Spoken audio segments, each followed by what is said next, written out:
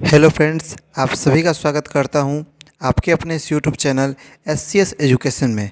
आज के इस वीडियो में हम लोग देखेंगे Bihar board intermediate sent up exam 2022 में पूछे जाने वाले ज्योग्राफी का सब्जेक्टिव प्लस ऑब्जेक्टिव क्वेश्चन।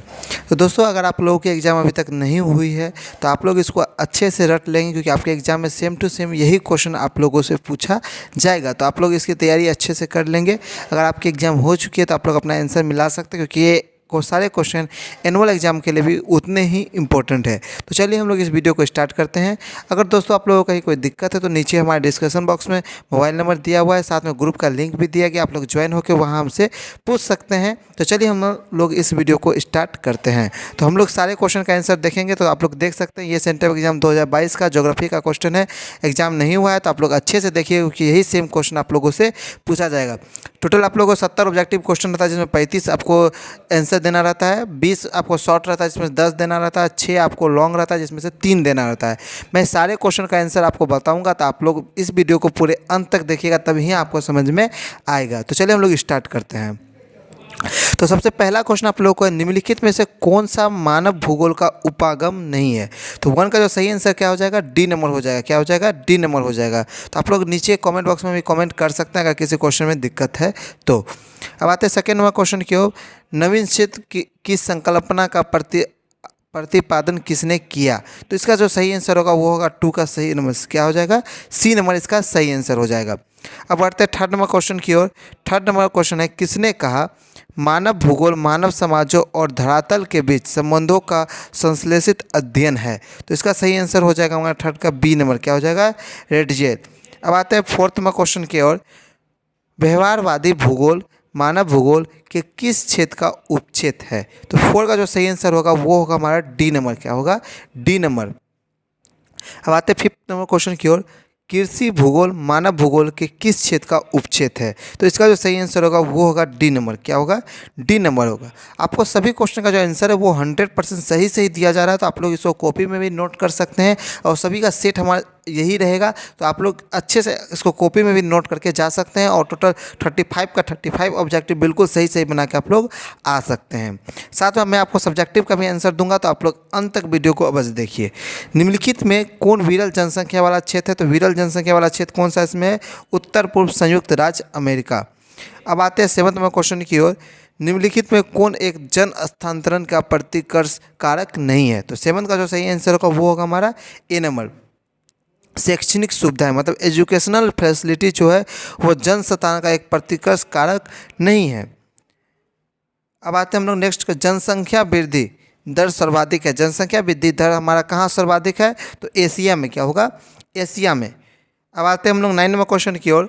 निम्नलिखित देशों में किसका लिंगानुपात विश्व में सबसे कम है? तो दोस्तों मेरे अनुसार इसका जो आंसर होना चाहिए वो सी होना चाहिए। तो अगर आप लोगों को कोई और आंसर लगता है तो आप लोग दे सकते हैं, लेकिन अगर आप लोगों को ये क्वेश्चन छोड़ना रहेगा तो छोड़ भी सकते हैं, क्योंकि मैं आपको इसमें सारे क्वेश्चन का आंसर दूंगा 70 ऑब्जेक्टिव का, जिसमें से आपको 35 ही जो सही लगे आप दीजिएगा, लेकिन सभी क्वेश्चन का आंसर 100% सही सही आपको दिया जा रहा है। अब 10 नंबर क्वेश्चन की ओर आता है। निम्नलिखित जनसंख्या में कौन जनसंख्या के कार्यशील आयु वेग का प्रतिनिधित्व करती है? 10th का जो सही आंसर होगा वो होगा हमारा ए नंबर। क्या हो जाएगा? ए नंबर। अब बढ़ते 12 नंबर क्वेश्चन की ओर। निम्नलिखित में कौन मानव विकास सूचकांक का मापक है? तो 11 का जो सही आंसर होगा वो होगा हमारा डी नंबर। क्या हो जाएगा? D number. इनमें से सभी स्वास्थ्य, शिक्षा और संसाधनों तक पहुँच, ये सभी जो है मानव विकास सूचकांक का मापक है। अब आते हैं 12 नंबर क्वेश्चन की ओर। डॉक्टर महबूब उल हक मूल निवासी कहाँ के थे? तो ये मूल निवासी कहाँ के थे? भारत के थे, पंजाब के। पंजाब इसका मूल स्थल है, तो ये पंजाब के हैं, और पंजाब भारत में है, तो ये भारत के मूल निवासी है। मानव विकास सूचकांक में विश्व के निम्नलिखित देशों में किसकी कोटि उच्चतम है? तो इसका जो सही आंसर होगा 30 का सी नंबर। किसका होगा? नार्वे का। क्या हो जाएगा इसका सही आंसर? सी नंबर हो जाएगा। 14 नंबर क्वेश्चन की ओर आते हैं। निम्नलिखित में किसे कर्तन दहन कृषि भी कहते हैं? तो 40 का जो सही आंसर होगा वो होगा सी नंबर। क्या हो जाएगा? C number. अब बढ़ते 15 नंबर क्वेश्चन की ओर। सहकारी कृषि अधिक सफल रही। सहकारी कृषि अधिक कहाँ सफल रही? तो डेनमार्क में। कहाँ सफल रही? डेनमार्क में। अब आते हैं नेक्स्ट क्वेश्चन की ओर। नेक्स्ट हमारा 16 नंबर क्वेश्चन है। कोको किस प्रकार के कृषि की उपज है? तो कोको किस प्रकार की कृषि का उपज है? तो इसका सही आंसर हो जाएगा हमारा ए नंबर, रोपण कृषि।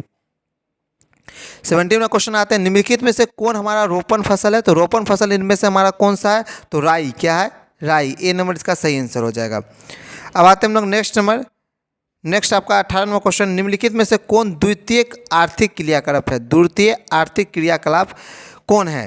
तो 18 का जो सही आंसर होगा वो डी नंबर होगा। क्या हो जाएगा? D number. जो वस्त्र निर्माण है ये द्वितीयक आर्थिक क्रियाकलाप है। अब आते हैं हम लोग 19वां क्वेश्चन की ओर, निम्नलिखित में से कौन कृषि आधारित उत्पाद नहीं है? कृषि आधारित उत्पाद इसमें से हमारा कौन सा नहीं है?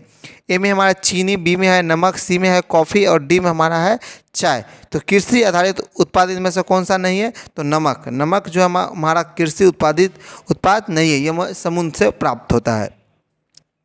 अब आते 20वां क्वेश्चन की ओर, निम्नलिखित में से किस अर्थव्यवस्था में उत्पादन का स्वामित्व व्यक्तिगत होता है?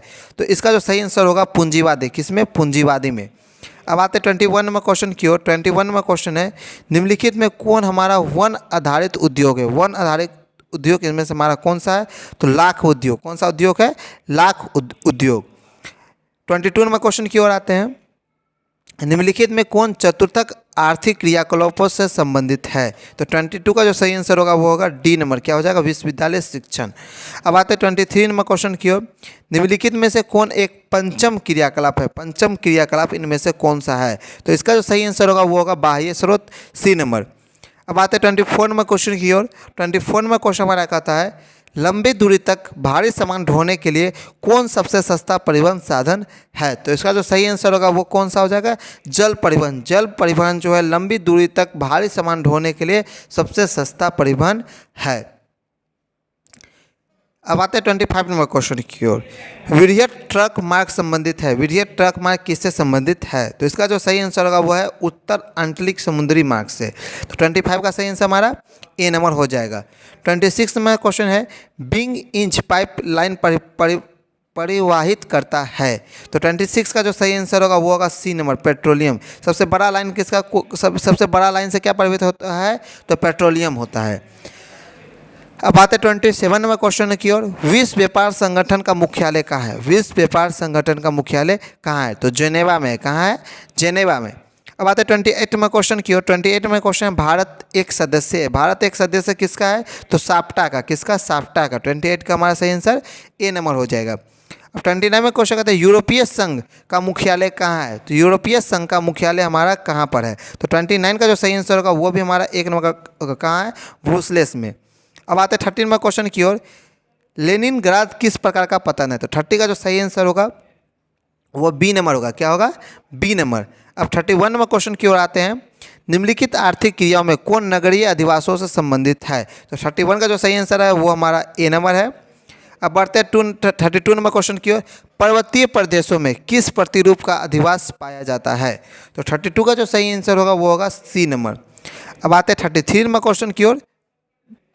तो 33 हम लोग ओपन करते हैं। यहाँ हम लोग थोड़ा सा स्क्रॉलिंग हो गया था। अब आ रहा है 33वां क्वेश्चन की ओर। 33वां क्वेश्चन हमारा आ गया, निम्नलिखित में से कौन हमारा नियोजित नगर है? तो नियोजित नगर इनमें से हमारा कौन सा है? तो कैनबरा, बी नंबर। 34वां क्वेश्चन है, निम्नलिखित प्रदेशों में कौन सुपलिखित प्राचीनतम नगरीय बस्ती है? तो 34 का जो सही आंसर है वो क्या हो जाएगा? हमारा ए नंबर। अब आते हैं 35वां क्वेश्चन की ओर, निम्नलिखित में कौन परिवहन नगर है? तो परिवहन नगर इनमें से हमारा कौन सा है? तो परिवहन नगर इसमें से हमारा है सिंगापुर। कौन सा है? सिंगापुर। अब आते हैं 36वां क्वेश्चन की ओर, 2011 की जनगणना के अनुसार किस राज्य की जनसंख्या घनत्व सबसे अधिक थी? तो इसका जो सही आंसर होगा वो होगा हमारा बिहार। किस भाषा परिवार की जनसंख्या सबसे कम है? किस भाषा परिवार की जनसंख्या सबसे कम है? तो 37 का जो सही आंसर होगा वो होगा हमारा बी नंबर, ऑस्ट्रिक। अब आते हैं 38वें क्वेश्चन की ओर, 2011 की जनगणना के अनुसार भारत की जनसंख्या घनत्व कितनी थी? तो 382 व्यक्ति पर वर्ग किलोमीटर। अब आते हैं 39वां क्वेश्चन की ओर, भारत में पुरुष प्रवास की प्रमुख धारा क्या है? तो 39 का जो सही आंसर है वो आपको बी नंबर है। कौन सा? ग्रामीण से नगरीय। 14वां क्वेश्चन है, मानव विकास सूचकांक 2011 के संदर्भ में विश्व के देशों में भारत की निम्न में से किन कोटि में थी? तो इसका जो सही आंसर होगा वो आपको होगा सी नंबर। क्या हो जाएगा? C number. 41वां क्वेश्चन की ओर आते हैं। मानव विकास सूचकांक में भारत के निम्नलिखित राज्यों में किसकी कोटि उच्चतम है? तो इसका जो सही आंसर होगा वो होगा केरल होगा।